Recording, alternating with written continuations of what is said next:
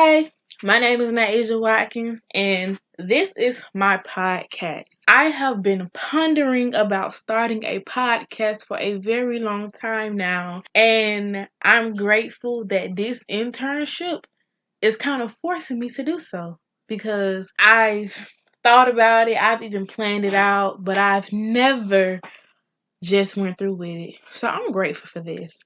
I've had the opportunity to intern at the local radio stations, one of the local radio stations in my hometown, because there are several. The one that I intern at, well, the one that I am interning at, because even after the class is over, I'm going to continue to go and shadow everyone and learn as much information as I possibly can.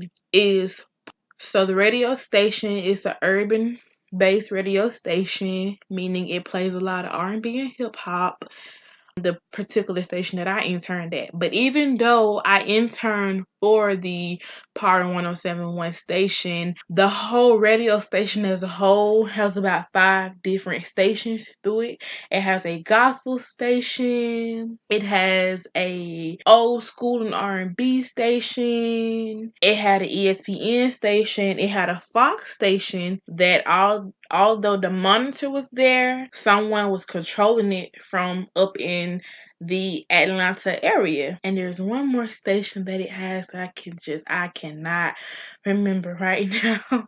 But yes, it has did I say ESPN? I think ESPN is the 5th station. So yes, it has about 5 different stations running out of this one radio station. But the one that I solely worked with the most was the hip hop and R&B station. And it was fabulous, and shadowing everyone and getting to work there helped me realize that radio really is something that I want to pursue. Although I do want to pursue radio that's more talkative, something that's more equivalent to like the Michael Basin show. Like if you have ever listened to the Michael Basin show, then you know they do play music, but they do have a lot of conversation. They have a lot of call-ins, and they even have guest speakers. When it comes to radio that many people listen to, when it comes to like the R&B and the hip hop and R&B stations, most people just listen to it to listen to the radio. In fact, they hate the commercials and they're not really fans of when the person talks. So the person who I shadowed the most, even though I did work with my supervisor, who is Little G, he is the only host of the only, well, he's not the only host. He is the host of the only live morning show that takes place in the Middle Georgia area. It's called Little G in the Morning. I have had the opportunity to sit in on several of his broadcasting of the Little G Morning Show with him and his co-star, Shay Star. In fact, my very first day, I sat in on their show and I just observed, and it was amazing. It was, fun to see how radio really worked and the little secrets and nicks that radio hosts do behind the scenes that a lot of people don't get a chance to see. So I worked with him on that, but I didn't really shadow and observe the Little G Morning Show as much as I did DJ Teddy show. She's a DJ, she's a jock for the radio station. She had her very own show. She is on from 3 to 7. She called it Go Live Radio.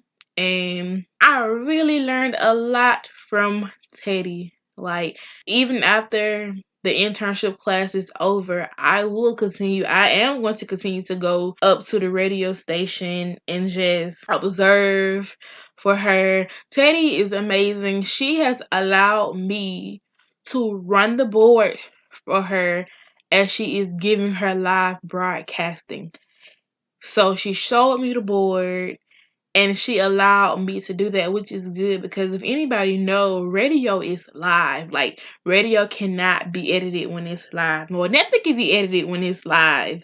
But I feel like it's very hard to save face when it comes to live broadcasting on the radio, because like you literally have to pay attention to everything you're doing. So, people expect to hear the commercial right after the talk break. In radio they have a talk break right before they go into like a 10-minute commercial set.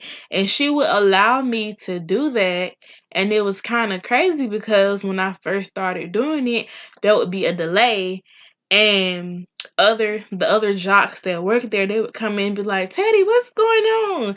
I heard some dead air, and I shouldn't be hearing any dead air from you, Teddy.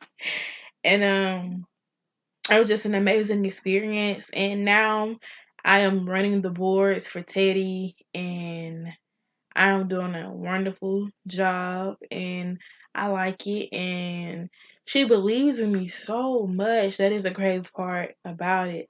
Like, I feel like I lack a lot of confidence when it comes to me being hands-on with things. So she believes in me. And there's also another guy that works there. He's not an on-air personality, but he do help with running the boards.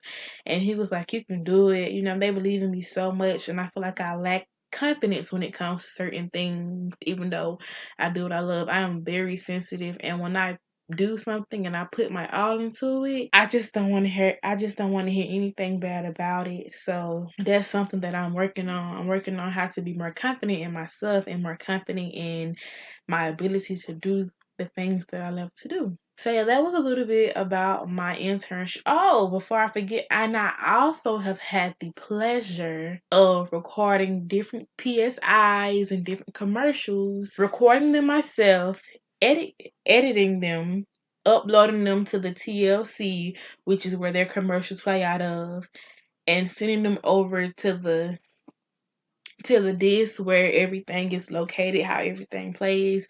So I've had several commercials to play over the air, which I am upset because I did not get a chance to record them as they were playing over the radio.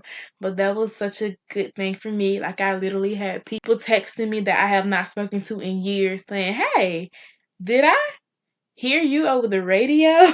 And I'm like, yes, I'm interning for 107.1.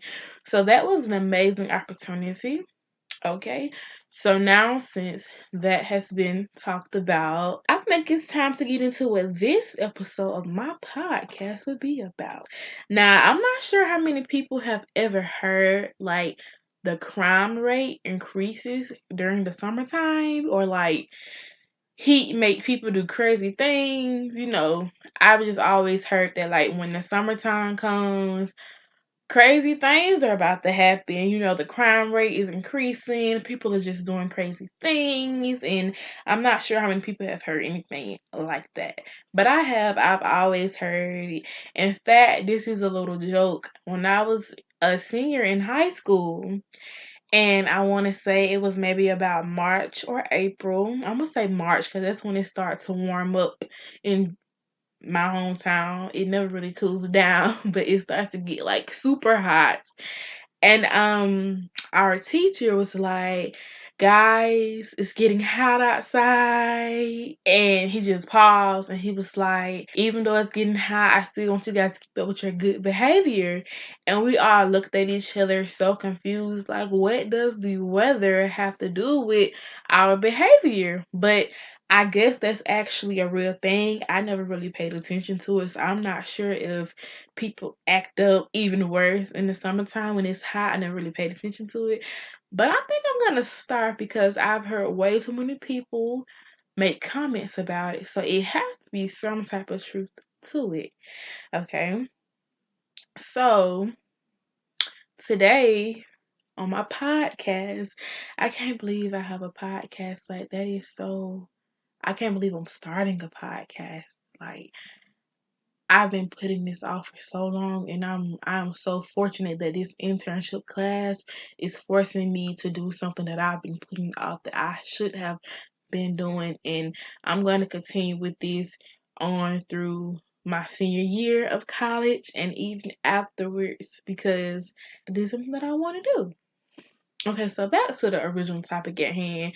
Y'all have to excuse me. I love to talk, and sometimes I just get off topic and I just be going and going and going. But okay. So, and that's why I like radio. That's why I like, this is why I kind of fell in love with radio, because like watching them go live and talk, I'm seeing that they're able to talk about some of the things that they really want to talk about. Like, it's not necessarily a script that they have to stick to. I mean, of course, if you're doing like a Michael Basin show, you have a certain topic that you're going to stick to, but they're still able to kind of like go around it a little bit. And I feel like it's more free and it's not as restrictive. And I like that because I don't like to conform to like a set schedule all the time. So I feel like I like the freedom that it gives you. And once again, I am rambling and I am off topic. So back to the topic.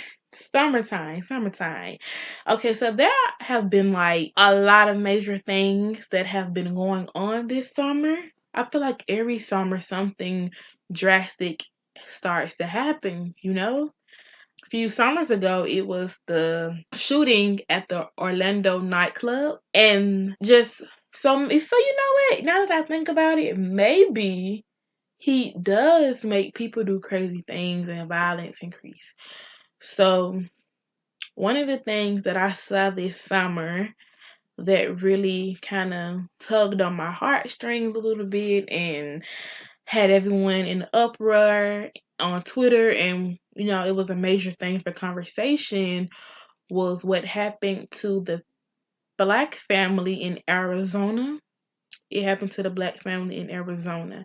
I'm not sure if you guys have seen the video, and if you have, I'm pretty sure you felt how I felt when you saw the video. I was distraught. I was like, oh my goodness, like, this really happened to a family with little babies.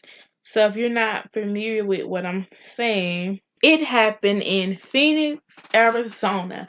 A black couple and their kids, they had two kids, a 4-year-old daughter and a smaller baby. They were leaving the Dollar Tree, and apparently, allegedly, someone who worked at that Dollar Tree called the police and saying that the little girl stole a 99-cent Barbie doll. So the police apparently followed this black couple to their apartment complex, and before the people could even get out the car, their guns were drawn and pointed towards them with two babies in the car. The 4-year-old little girl and a smaller baby. The baby did not look like she can walk, and if she did, and if she were able to walk, I know for a fact that she still was in diapers. And the video is very heartbreaking, and upon the police jumping out the car and pointing the gun at the people inside the car, they get the father out, they get the black father out, and they take him and they're just manhandling him. He wasn't resisting or anything. They were just asking, like, what's going on? Why you have your guns pointed at us? Our kids are in the car. And they just took him and they just had, you know, they was attempting to arrest him, I guess. It really didn't look like they was trying to arrest him. They was just manhandling him at this point. So he becomes out the view, and the other officer is telling the woman to get out the car. She's holding the smaller baby in her hand, and he's telling her to, like, put the baby down, put the baby down. And she's saying, it's hot. Where can I put my child at? And he was like, sit the baby on the ground. And she was like, sir, it is hot out here. My baby don't have any shoes. I am not going to sit my child on this hot pavement. And he just did not care. Like, in the video, he's just like yelling at her, like, put the baby down, put the baby down. And the whole time she's holding her child and trying to reason with this cop who's being unreasonable at this point. Any person with human decency could tell that this person is being unreasonable. Still has this gun pointed towards her. Now, this is said to all happen because the 4-year-old allegedly accidentally took a 99-cent Barbie doll or a 99-cent doll from the Dollar Tree or Family Dollar. And I just that's not okay, and that is not enough. Now, this particular incident happened in mid-June, so not that long ago, maybe about a good month ago. It happened in mid-June. And after the footage was released, luckily, because once again, if there were not any bystanders standing by, of course, with a lot of incidents that's in regard to police brutality, the world would have never known about it. So luckily, there was two people standing by, and in the background, you can hear the person saying, "Why you doing her like that? You don't have to do her like that. She got a baby in your hand." And why you doing him like that? Like, what's going on? Everyone was trying to figure out what was going on. Luckily, they were able to record this, and of course, they put the video out to the public, and Twitter was in an uproar. Like, everyone was talking. There's always two sides to people who's just like, "That's ridiculous. Why would they do that?" And then you got the people who I'ma say don't have any human decency, because they totally were like, "Well, what did they do? Well, what did they do?" And it's just like, even if they told the little girl to take the doll, baby, it is a 99-cent doll, and you are drawing guns on a black family with two little black girls. And I think that image is gonna be etched into that 4-year-old's mind for a long time. And I just personally do not think that's okay. Then later on, after the story were released, the police, the police got to get on top of things, because now the footage was released by someone else, and everyone has, this opinion on this disgusting video. And now the police has to release their side of the story. So they said they got a call because the couple themselves were actually stealing, and they say they got behind the couple, and the couple would not stop. And as they were driving, the man was seen throwing underwear out of the vehicle, which he supposedly had stolen. Now, stealing is wrong, and I do not condone stealing, but this was such a non-violent incident that there were no need for this extra extreme force that the police department used. Now, the police department did issue an apology, and they did do a full-on investigation of the incident, and they issued an apology to the family, but that did not stop the family from, however, suing the police department, and they are demanding $10 million. And I hope that they get every penny of it, or a healthy amount, because there needs to be an example set for the different police around the world that it's not okay to be super excessive in situations where excessiveness is not called for. Even if that family was stealing, whether it was the little girl accidentally stealing a 99-cent Barbie, or this man stealing a pack of underwear, the situation could have been handled more appropriately. So I do want them to win, if not 10 million. I want them to win something. I want the police department to take a hit so they can better train their police officers when it comes to things like this. Excessive force like that is not called for. You asking a person to stick their baby. When I tell you baby, this child was still in diapers on the hot concrete.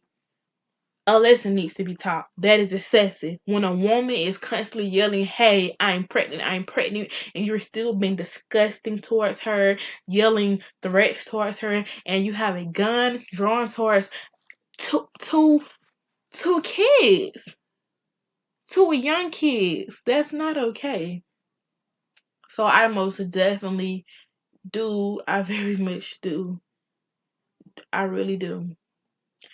I really hope that they get the money that they deserve, because that's not okay at all. And I wouldn't wish that on my worst enemy, because that's not okay, you know? And the legal team that they are using to sue the police department down there in Phoenix, well, up there, because I'm in Georgia, in Phoenix, Arizona, is actually Jay-Z's legal team. Jay-Z's people saw the video and they reached out and they wanted to help the best way they knew how. So Jay-Z is allowing them to use his legal team to proceed on with this lawsuit. And I don't know if you guys noticed, but Jay-Z and his legal team, they have done some good things thus far. They have gotten another rapper by the name of Lil Uzi out of a contract and deal with his label. And then they also were able to work hard to well, they was also able to work hard to get 21 Savage released from ICE, the immigration people. So he has a good legal team, and I just really hope that this family has justice, because no amount of money is gonna change the fact that these two people were with their young kids when guns were drawn on them by the police, and people wonder why people grew up with a negative connotation of the police. That 4-year-old girl saw two police officers who were supposed to serve and protect pull guns out on her and her family. If she grew up with a ill feeling towards them, it'll only be the police fault. These people are supposed to serve and protect me and my family and my community, and they pull guns on us over a 99-cent doll or a pack of $3 underwear. So that's one thing that just happened this summer that I just really wanted to talk about and get into. And when is it going to be over?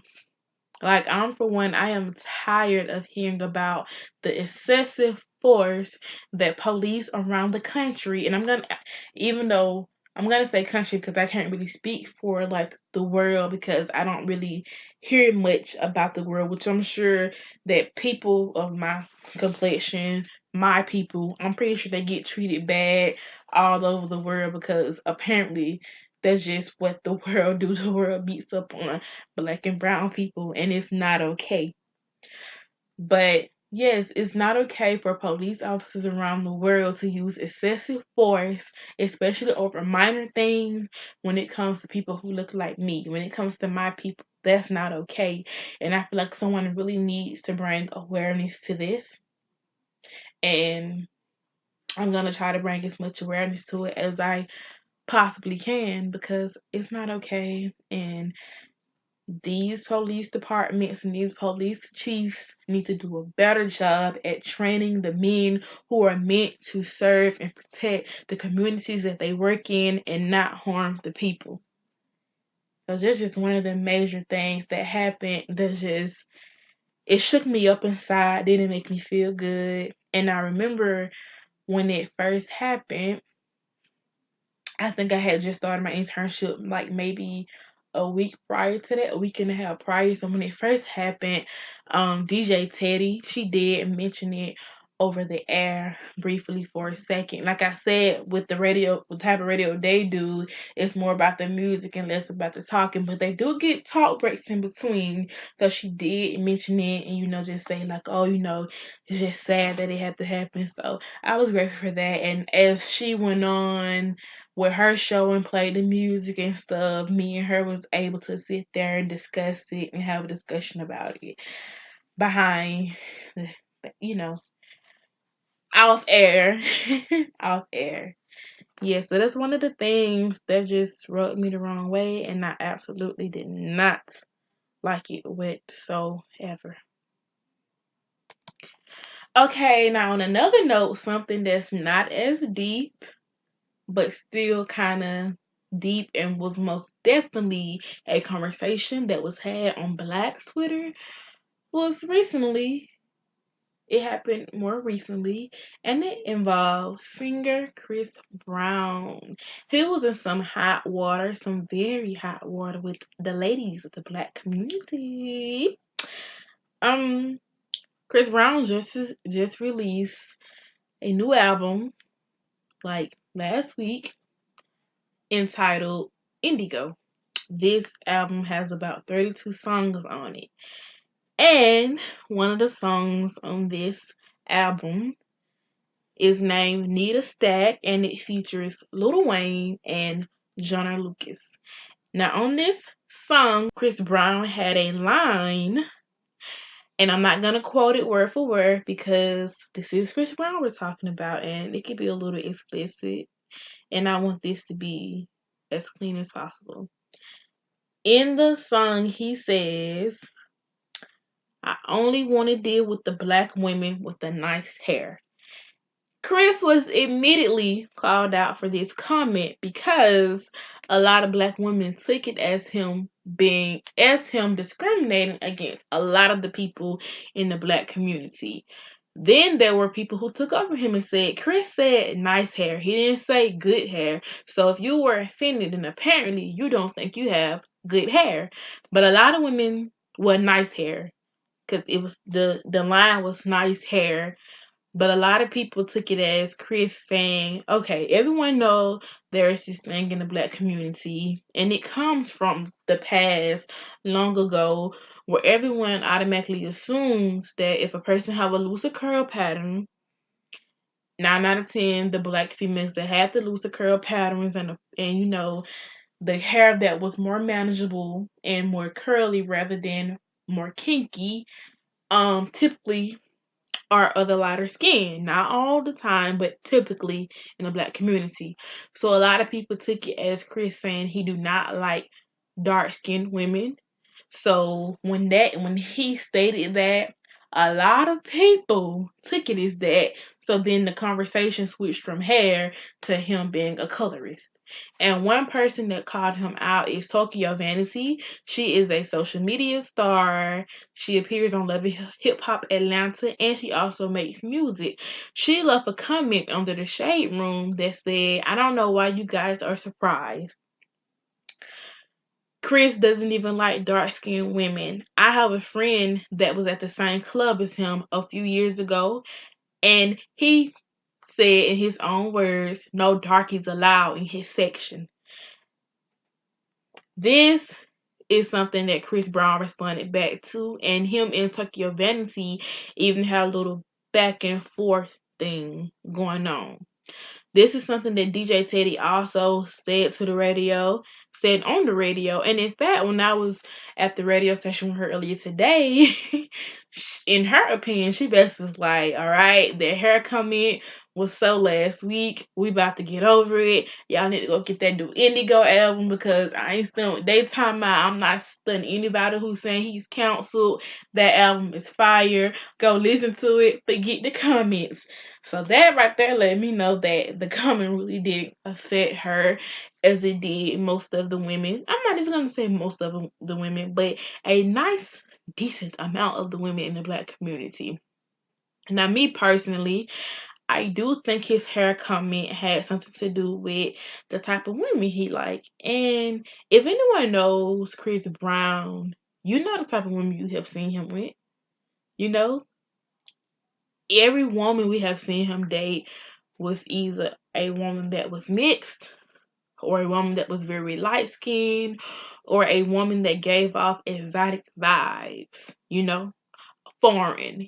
Foreign mean not from here. Like if you look at Rihanna, yes, he dated Rihanna, but he also dated Rihanna when he was younger. Rihanna is not that dark, and Rihanna has this very exotic look about her and foreign look about her. She got that accent. So a lot of people are saying like, oh, he gave Rihanna a pass because she gives off a foreign vibe and things of that nature. And which I would totally agree with. I do think Chris Brown does very much like light-skinned women or women that are mixed, and there's nothing wrong with that. It is okay. Now, I fully understand why there were women who was bothered by the hair comments because it does seem, if you look at it and you look at the history and how we're living in life and the opinions of many people that they have on black women's hair, I do think it was a very insensitive thing to talk about, because one thing about it, black women hair has always been a topic of conversations, and I I'm me, I'm tired of it. Like the discrimination against black hair, black women not being able to wear their natural hair because it's not as loose as other people, or it's not as pretty as people would say. So I think everyone has an opinion on black hair. A lot of black men have opinions on how black women should wear their hair, and I just think at this point people was people are tired of it, and these women spoke up about it. Now, do I necessarily think that his comment was meant to be turned into a colorist comment for people to call him a colorist? I can't say on that. Only he can say what he meant, but I can totally understand why people interpret it the way that they interpret it. Because, and the people say, oh, well, if you take it like that, that's because you don't think you have good hair. No, that's not the case. It's the world don't think you have good hair. And once again, not good hair, nice hair. But people kept equating the nice hair comment to the good hair comment, and I can understand why. Because typically in a black community, if you have good hair, then you have nice hair. Now, some people can say, well, maybe he meant they keep their hair looking good. Like, they weaves look nice, or whenever they get their hair done, it looks nice. Now, that was a pretty good explanation. I could accept that explanation. Maybe he did mean that. It just kind of like, if you did mean that, Chris, you could have chose a better word. You could have chose a better phrase. And all in all, it's a song, and whether people know it or not, a lot of people, especially black men, feel the same way. Which I kind of get the frustration of black women, because for one, I know I am tired of people having an opinion on the way I wear my hair, and especially black men, and especially the people in corporate America. So I am happy that he got called out for his hair comments, because quite frankly, I think what men need to understand is it's 2019 and women are not really caring whether you agree with their hairstyle or like their hairstyle. They're going to wear their hairstyle because it's the hairstyle that they want to wear. So I'm happy that they called it out, and I can't tell you what he meant, but I can tell you that Chris most definitely could have used a better word, and he could have used a better term. And then what made it even worse is the way he responded. He was so unapologetic about the whole thing, and he kind of made it into a joke. And he was like, the only people that's upset are the uglies and not the beautiful black queens. That is what Chris Brown said. And get this, even Chris' mom got on the internet and defended her son. Which, of course, because what black man's mother doesn't defend him, no matter what he do? I just think Chris Brown could have used a better word, a better term. And most importantly, I really think he could have strayed away from the whole hair and black women thing, because you wouldn't tell a white woman, "Oh, I'm only gonna deal with you if you got good hair." Nobody ever have any comments to say about any other race of women hair but black people, black women. I just realized that no one else have conversations about Asian women hair, about Native American women hair, about white women hair. It's always about black women and their hair. I can understand the uproar. And my advice to Chris is to stray away from the hair altogether. We know what type of women you like, though. We know you like the light skins, mixed, foreign, exotic type of chicks. We know it. Just stay away from the hair comments. Please, thank you. And for people who say he was counseled, we live in a society now where if you don't do, or if you don't do, or you do things that a hunk of the people don't agree with, you're counseled. And his album still went #1 on Billboard, and he's still on the Billboard charts, and he's still making money. So I guess the cancellation didn't work. Of course, it doesn't work for any. And when I say any, I do mean any person that the council committee try to counsel. So those are two things. Those are the two things that I feel like was talked about the most this summer on Black Twitter. I love Black Twitter because Black Twitter, they are going to talk. They're going to give you their opinions. And if you just ever see something trending on Black Twitter, and when I say Black Twitter, it's mostly going to be issues that's dealing with Black celebrities and Black people and just Black people in general, just Black Twitter. You're gonna see mostly Black people that have a comment about this. When something is trending on Black Twitter, if you just get your phone and you just sit there and you just stroll through everything and just read it, I promise you, by the time you're done and you get to see, and especially if you're open minded like me, and you get to hear everybody's point of view, by the time you're done strolling through Black Twitter, and when something is trending, and you're gonna be stuck in, you're gonna be like, dang, I kind of get this point of view, and I kind of get that point of view too. Especially when it's something that's dealing with pop culture, such as black hair. Everyone always have an opinion about something. So those are the two things that have been on my mind to discuss, and those are the two things that I have heard being discussed over numerous radio stations. Actually, anything with celebrities, I think any black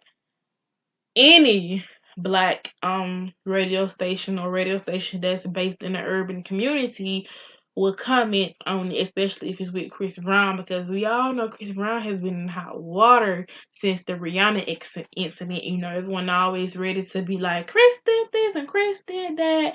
And yeah, even though I'm kind of with them this time, Chris, because why would you say that? But anyway, once again, my name is Naija Watkins, and this is my podcast. It has been an honor to intern for 107.1 radio station and just listen to other people's opinions about things, and just witnessing someone being so passionate about the job that they do and being able to share their views with their listeners. It's been wonderful. It's been wonderful to be a part of this internship class, and I am so fortunate that this internship class has forced me to start something that I so desperately should have started many, many, many, many, many times ago, and have given me the opportunity and the growing confidence that I need to be able to put out the work that I want to put out, and just be happy and confident and just know that people will understand my work and get to listen to it, and to sit back and receive constructive criticism. That's something that I really needed to take into account. So I hope you guys have enjoyed this. I went and researched these things and I brought them back to you. And yes, it's opinion based, an opinion based podcast. And this will not be the last podcast. And I most definitely will be bringing some heat to talk about the next time I do this.